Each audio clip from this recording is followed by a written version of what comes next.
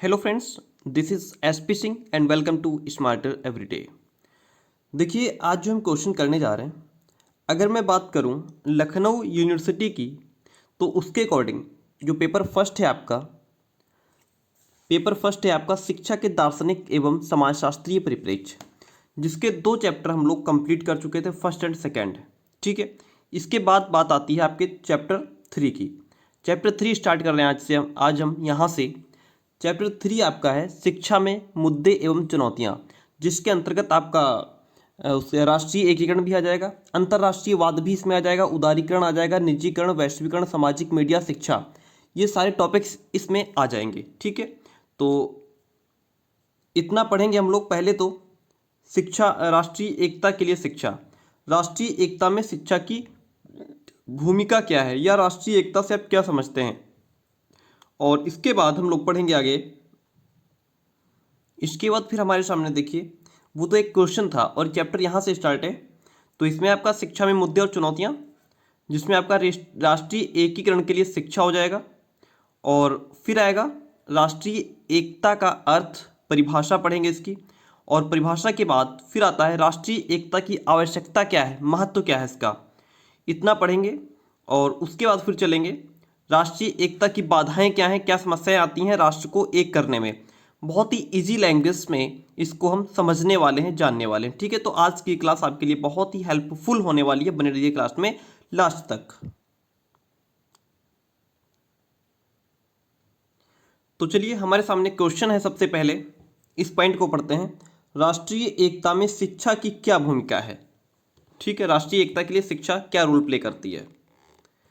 देखिए, प्रजातांत्रिक शासन प्रणाली की सफलता की जो पहली शर्त है वो यह है कि देशवासियों में पारस्परिक प्रेम हो, आपस में एक दूसरे से प्रेम हो, सहयोग की भावना हो, भाईचारे की भावना हो, एक दूसरे के लिए त्याग करने की क्षमता हो, त्याग करने की भावना हो, और देश पर मर मिटने का साहस होना चाहिए।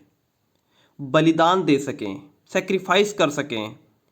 वे खान पान, रहन सहन, वेशभूषा, जाति, धर्म, संप्रदाय, भाषा, मूल्य, मान्यताओं आदि की विभिन्नताओं को भूलकर अपने को एक समझें। देश यानी कि पूरे राष्ट्र को एक करने के लिए क्या हो कि हम तो एक दूसरे से प्रेम करें, एक दूसरे का सहयोग करें, एक दूसरे को भाई समझें। हिंदू, मुस्लिम, सिख, ईसाई आपस में हो, भाई भाई की भावना हो, त्याग की भावना हो एक दूसरे के प्रति, देश पर मर मिटने का अदम्य साहस होना चाहिए।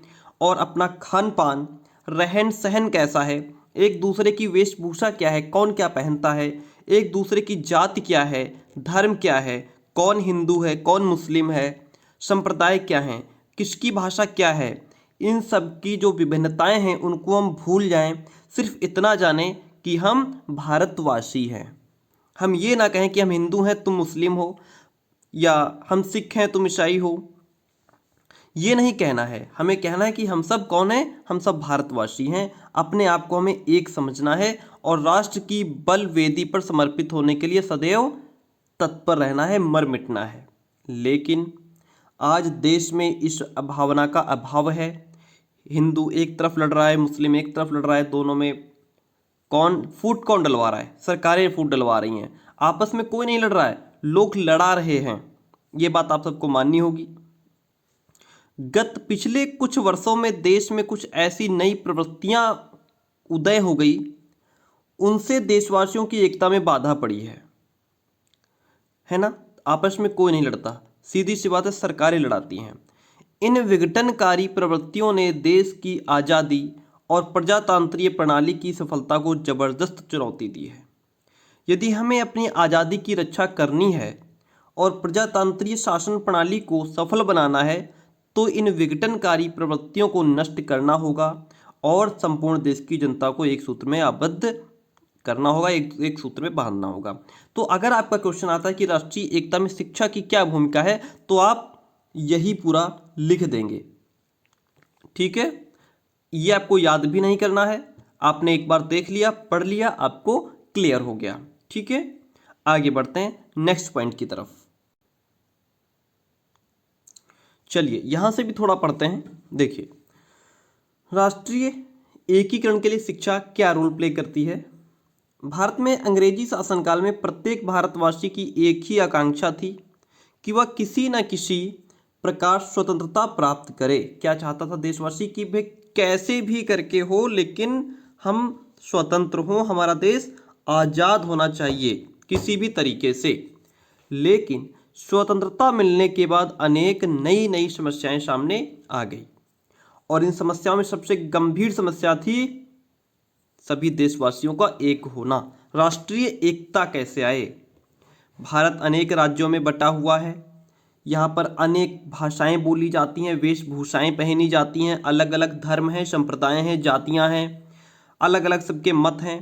प्रत्येक राज्य का निवासी अपने राज्य के संबंध में कुछ संवेगात्मक अनुभूति रखता है, और यहाँ पर विभिन्न जातियाँ, विभिन्न मत हैं भाई, अलग अलग जाति के लोग हैं, अलग अलग सबके विचार हैं, विभिन्न संप्रदाय हैं और उनके पार्टियाँ भी हैं। बढ़ते हैं आगे। राष्ट्रीय एकीकरण या राष्ट्रीय एकता का अर्थ और परिभाषा को अब यहाँ से जानते हैं।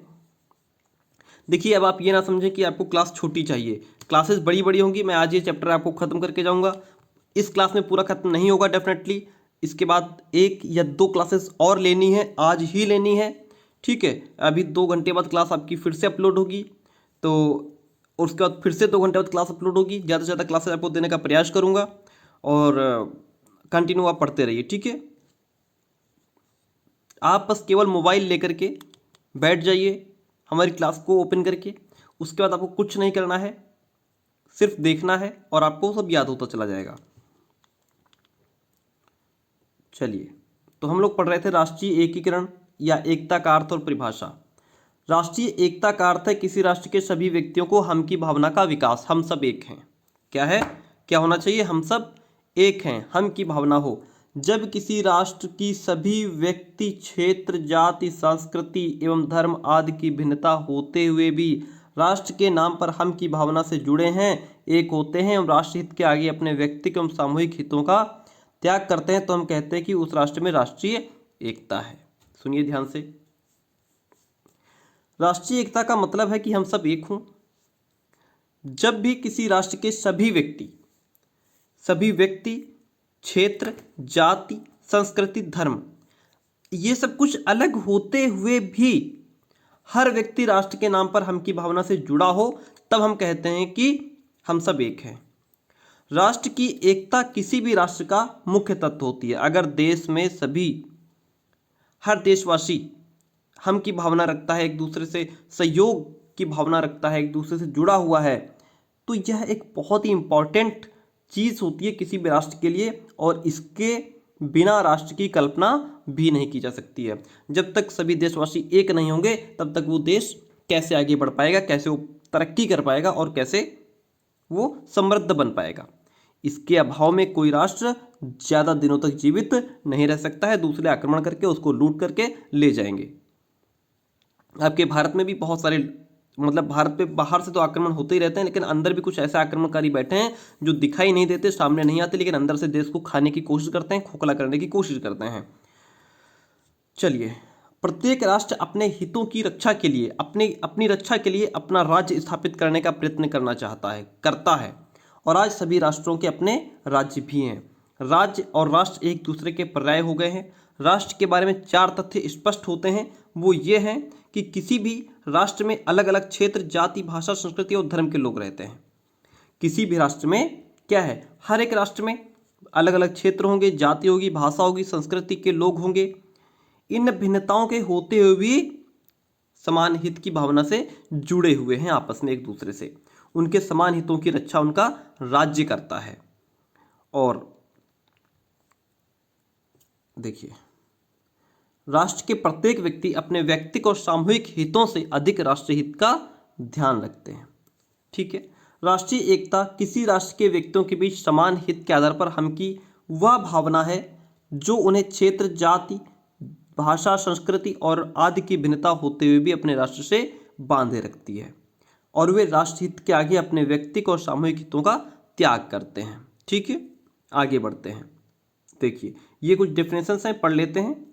ब्रूवेकर कहते हैं कि राष्ट्रीयता जो है वह देश प्रेम की अपेक्षा देशभक्ति के व्यापक क्षेत्र की ओर संकेत करती है। यानी कि देश प्रेम नहीं, देशभक्ति होनी चाहिए। राष्ट्रीयता के अंतर्गत स्थान के अतिरिक्त जाति, भाषा, इतिहास, संस्कृति और परंपराओं के संबंध में भी आ जाते हैं। रॉस कहते हैं कि राष्ट्रीय एकता एक प्रेरणा है जिससे प्रभावित होकर एक देश के रहने वाले आपस में एक दूसरे से राष्ट्र के नागरिक होने के नाते सद्भावना रखते हैं। राष्ट्र के नागरिक होने के नाते आपस में सद्भावना रखते हैं। जैसे एक एग्जाम्पल मैं आपको देना चाहता हूँ कि अगर आप कभी विदेश में हो, मान लिया आप अमेरिका में हैं, अगर आपको वहाँ कोई इंडियन मिल जाता है तो आपको कितनी खुशी होगी। क्या आप उससे पूछेंगे कि भैया हिंदू हो कि मुस्लिम हो? आप उससे सिर्फ एक क्वेश्चन करेंगे, आर यू इंडियन? क्या आप भारतीय? होगा हाँ मैं इंडियन हूँ। तो ऐसा लगेगा कि हमारा कोई पड़ोसी आ गया है, हमारा कोई भाई आ गया है, हमारा कोई अपना आ गया है। वो हिंदू हो, मुस्लिम हो, किसी भी जाति, धर्म, संप्रदाय का हो, आप उससे क्या कहेंगे? वह अगर भारतीय है, आप भी भारतीय, तो आप लोग क्या कहेंगे? We both are Indian. हम दोनों कौन हैं? भारतीय हैं। वहाँ पे आप जाति धर्म भूल जाते हैं। जब अपने देश में रहते हैं तब आप जाति धर्म देखते हैं तथा मिलजुल कर देश की उन्नति, सुरक्षा और कल्याण के लिए एक्टिव भी रहते हैं। प्रोफेसर हुमायूं कबीर कहते हैं कि राष्ट्रीयता वह है जो राष्ट्र के प्रति अपनत्व की भावना पर आधारित होती है। देखिए, जो छोटी डेफिनेशन हो, इजी डेफिनेशन हो, उसको तुरंत रट्टा मार लेना। मैंने कई बार कहा कि जो भी टॉपिक पढ़िए उसकी अगर अर्थ और परिभाषा दिया है तो उसकी अर्थ और परिभाषा, अर्थ तो आप समझ ही जाएंगे, परिभाषा रट के जाना। तो यहाँ पे प्रोफेसर हुमायूं कबीर की डेफिनेशन बहुत छोटी है, इजी है, तुरंत इसको नोट कर लीजिए। राष्ट्रीयता वह है जो राष्ट्र के प्रति अपनत्व की भावना पर आधारित होती है। ठीक है, ये बड़ी डेफिनेशन है, इसको काट दो, जरूरत ही नहीं है इतना पढ़ने की। राष्ट्रीय एकता की आवश्यकता क्या है और फिर उसका महत्व क्या है, हम इसको जानेंगे। देखिए, डॉक्टर राधाकृष्णन कहते हैं कि राष्ट्रीय एकता एक ऐसी समस्या है, ये डेफिनेशन आप याद कर सकते हैं, 2 डेफिनेशन याद कर सकते हैं। तो प्रोफेसर हुमायूं कबीर की, दूसरी डॉक्टर राधाकृष्णन की। राष्ट्रीय एकता एक ऐसी समस्या है जिससे सभ्य राष्ट्र के रूप में हमारे अस्तित्व का घनिष्ठ संबंध होता है। ठीक है, अब हम जानेंगे कि राष्ट्रीय एकता की आवश्यकता क्यों पड़ी। देखिए, चलो पहले थोड़ा और पढ़ लेते हैं। राष्ट्र के अस्तित्व के लिए पहली मूलभूत आवश्यकता उसके नागरिकों में राष्ट्रीय एकता का होना है। अगर हमें राष्ट्र का, हमारे देश का अस्तित्व बचा करके रखना है तो हमें चाहिए कि हम पहले हमारे देश के नागरिक एक हों। हमारे देश की कुछ ऐसी विशेष स्थिति है जहां विभिन्न जाति, भाषा, संस्कृति, धर्म के लोग रहते हैं और इन आधारों पर वे वर्ग विशेष में बटे हुए भी हैं। सब अपने अपने हित की बात करते हैं, हमारा भला हो, दुनिया जाए भाड़ में, है ना। सब अपने अपने हित की बात करते हैं, हर आदमी अपना भला चाहता है, अपना भला सोचता है।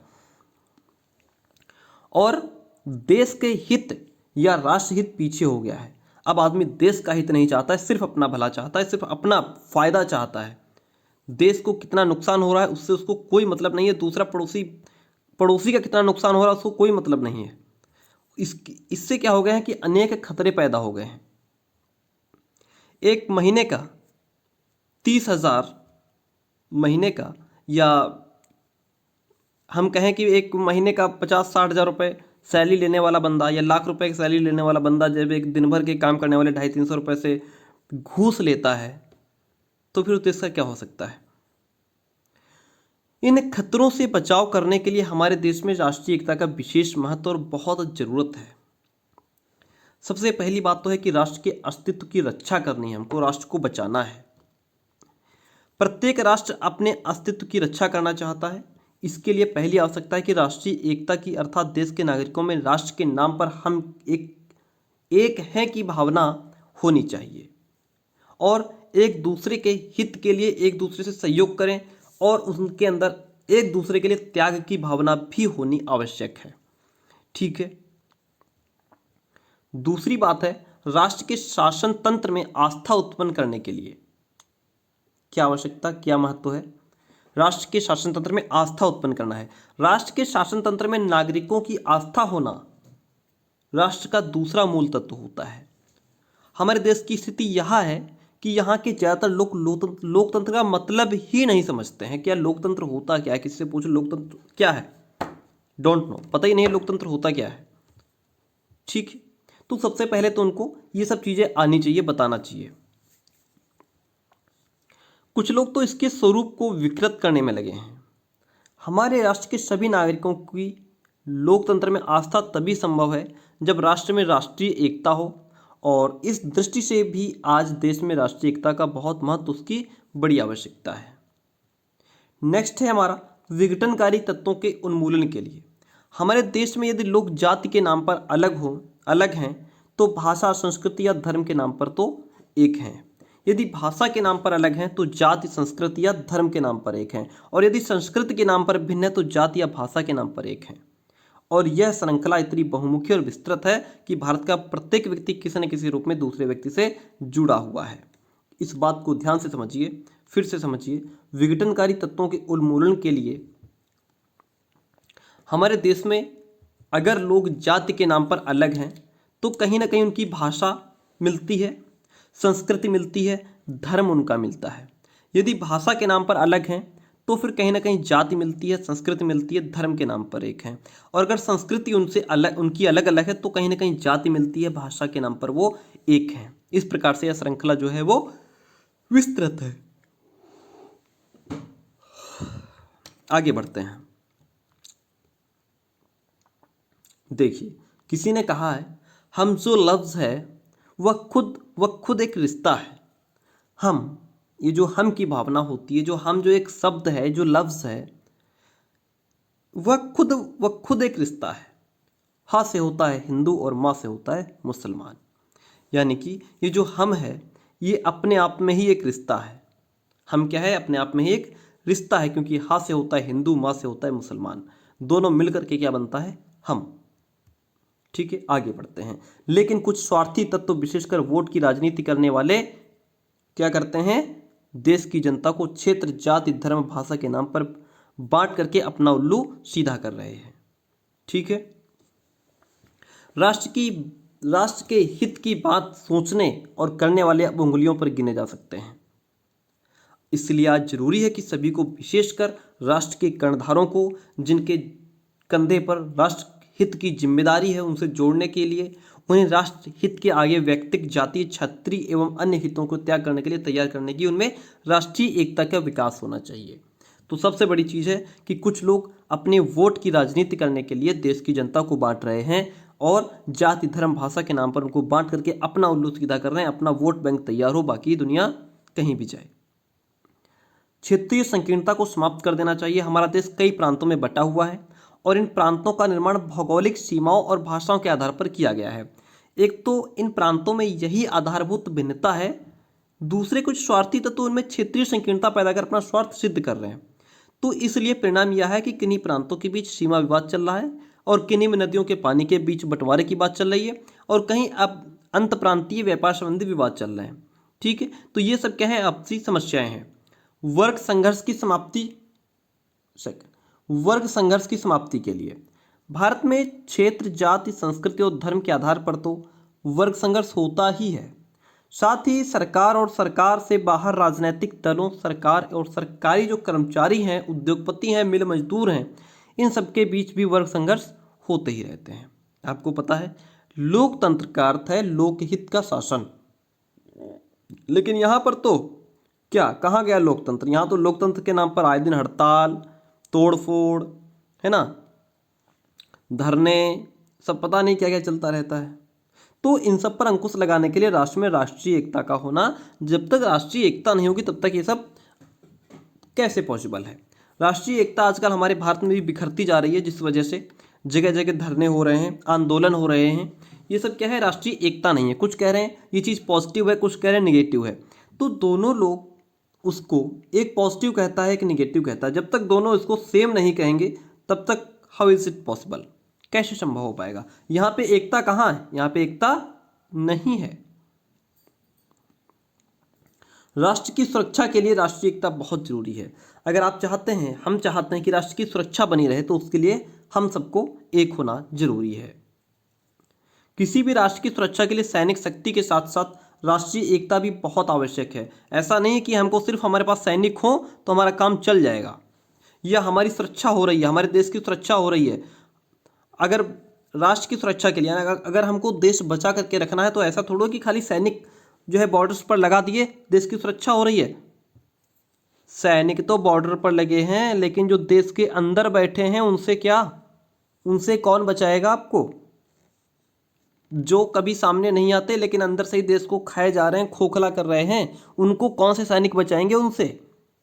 तो उसके लिए क्या है, राष्ट्रीय एकता होना आवश्यक है। ऐसा भाई सैनिक किससे रक्षा करेंगे हमारी? अगर चीन हम पे आक्रमण कर दे, सैनिक उसको रोक सकते हैं। पाकिस्तान आक्रमण कर दे, सैनिक उनसे लड़ सकते हैं, उनको घर में घुस के मार आएंगे। लेकिन जो देश के अंदर बैठे हैं उनसे क्या, कौन बचाएगा इनसे? तो सबसे बड़ा खतरा इनसे है। इसलिए जब तक हम की भावना नहीं होगी, राष्ट्रीय एकता की भावना नहीं होगी, तब तक ये लोग अंदर से बैठ करके देश को खाते रहेंगे, खोखला करते रहेंगे। ठीक है, चलिए क्या और लिखा है कि इतना ही नहीं बल्कि हमारे देश में पाकिस्तान चीन के हितैषियों की संख्या भी कम नहीं है। जो मैं कह रहा था वही लिखा है कि हमारे देश में ऐसे लोग भी हैं जो पाकिस्तान का हित चाहते हैं। भारत चाहे कुछ भी हो जाए भारत में, लेकिन पाकिस्तान उनको जिंदाबाद चाहिए। चीन के हितैषी भी बहुत हैं, चीन को चाहने वाले। इन सबको जब तक भारत राष्ट्र से न जोड़ा जाता है और उन्हें राष्ट्र हित के लिए तैयार नहीं किया जाता है, तब तक राष्ट्र की सुरक्षा खतरे में रहेगी। इन दृष्टि से भी आज भारत में राष्ट्रीय एकता का बहुत महत्व है, उसकी बड़ी आवश्यकता है कि जब तक ये सब एक नहीं होंगे, जब तक ये पाकिस्तान, चीन और इन सब का दूसरे देशों का भला चाहने वाले हमारे देश में है, तब तक देश विकसित नहीं हो सकता है, आगे नहीं बढ़ सकता है। राष्ट्र के विकास और जीवन स्तर को उठाने के लिए भी हम की भावना, हमारे अंदर राष्ट्र हित की भावना होना बहुत आवश्यक है। किसी भी राष्ट्र का, किसी भी प्रकार का विकास, उसकी नीतियां, रीतियां जनसहयोग पर निर्भर करता है, उसका आर्थिक विकास भी इस पर निर्भर करता है।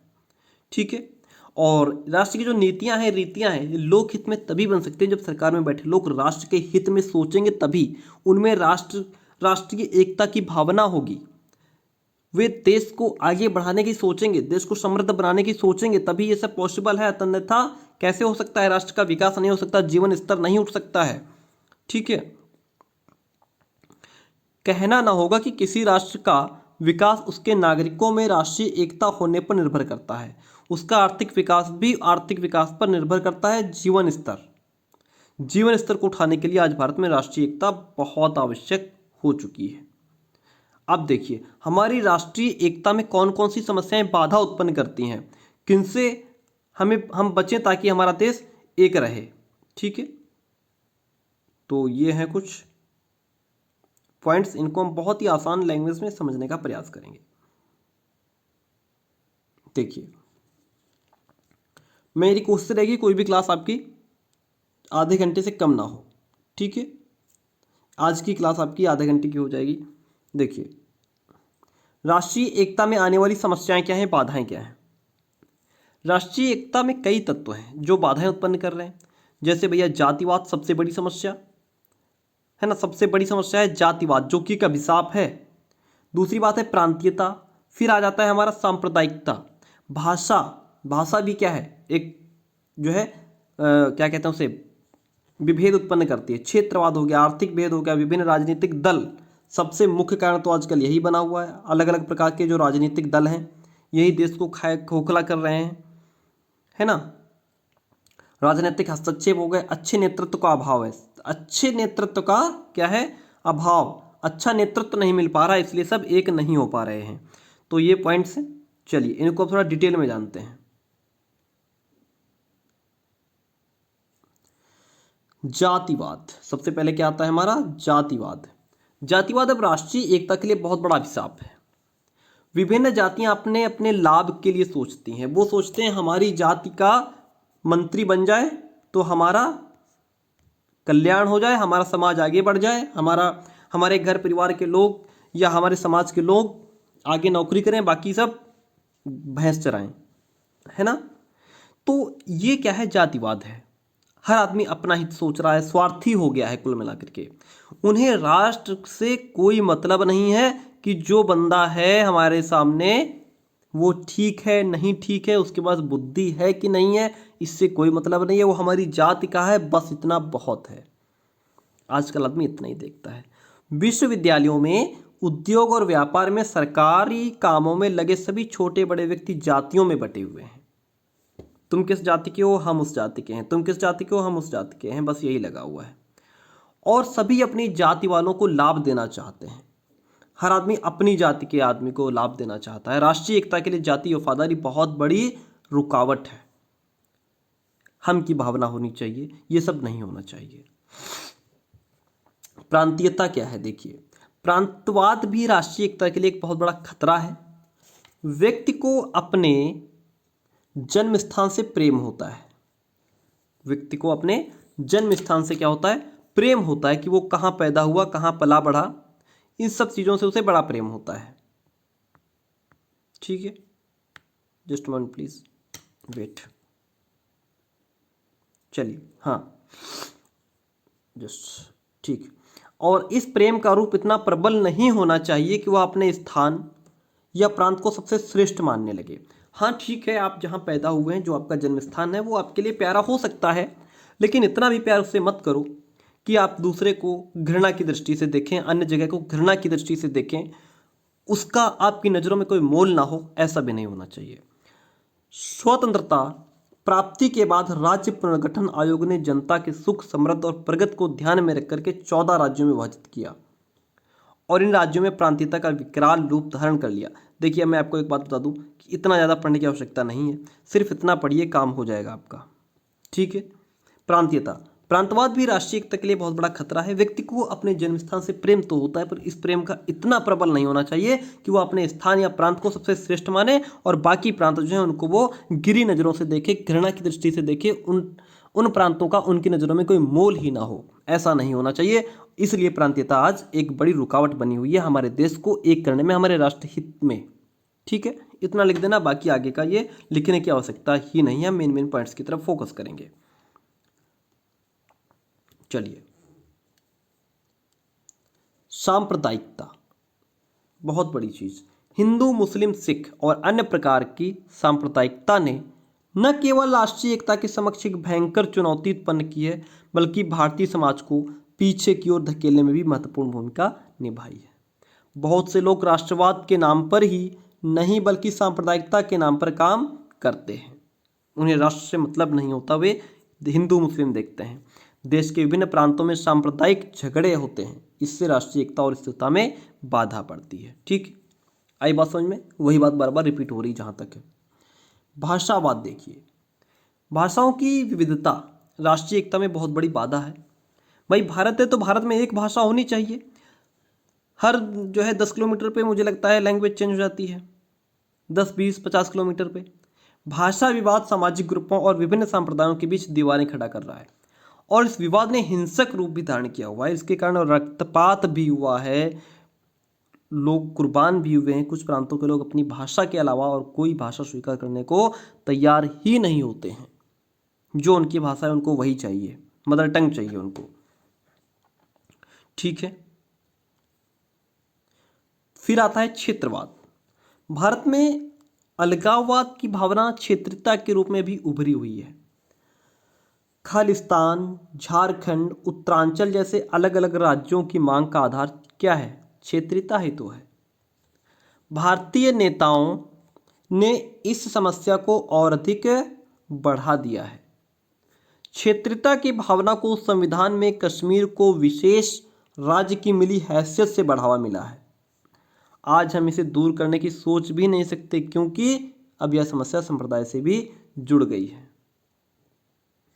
आर्थिक भेद देखिए, हमारे देश में आर्थिक विभिन्नता इतनी अधिक है कि कई लोग तो धन में खेलते हैं और कईयों को कई कई दिनों तक भोजन भी नहीं मिलता। कितनी बड़ी बात है, कितनी बड़ी समस्या है। कुछ लोग महलों में सोते हैं, कुछ लोग सड़कों पे सोते हैं, फ्लाईओवर के नीचे सोते हैं, रोड के किनारे सोते हैं, ट्रकें निकलती हैं, गाड़ियाँ निकलती हैं, उनको कुचल करके चली जाती हैं, और कुछ महलों में राज कर रहे हैं। इतना अंतर क्यों है? इतना बड़ा अंतर क्यों है ना? जमीन आसमान का अंतर है। तो ये क्या है? ये आर्थिक भेद है ना? जहाँ कई लोग धन में खेलते हैं, कई कई कई कई जो है क्या कहते हैं उसको, भूखे सो जाते हैं। अमीरों तथा गरीबों के बीच खाई बढ़ती जा रही है। हीन आर्थिक स्थितियां हमेशा राष्ट्र विरोधी तत्वों को बल देती हैं। गरीबी व्यक्ति को भ्रामक प्रचार का शिकार होने का विवश करती है। इसी से भारत में या हमारे देश में या कहीं भी जब इतना बड़ा अंतर हो जाता है तो फिर जो गरीब व्यक्ति होता है वो भ्रामक होने पर मजबूर हो जाता है।